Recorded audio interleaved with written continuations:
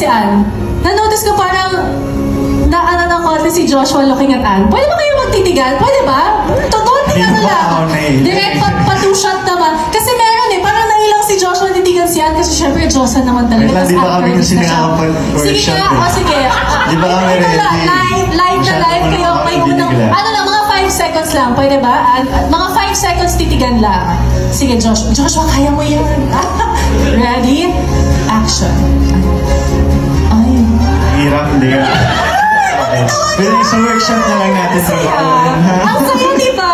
Ang saya. I love it. No, pero kita mo nga agad, di ba? May ganun na tayong naramdaman doon pa lang. Okay. Uy! Parang hindi na kailangan, bro. But, kailangan ko. Of course, Miss Ann. Yes, you know, I'm very, very excited. Even with another project that I'm doing, I also did acting refreshers. And I'll also prepare for this as well. Kasi tatalo na naman sa isang character. So, sobra akong excited because it's my first time also working with Joshua. So, I'm very excited to see how we can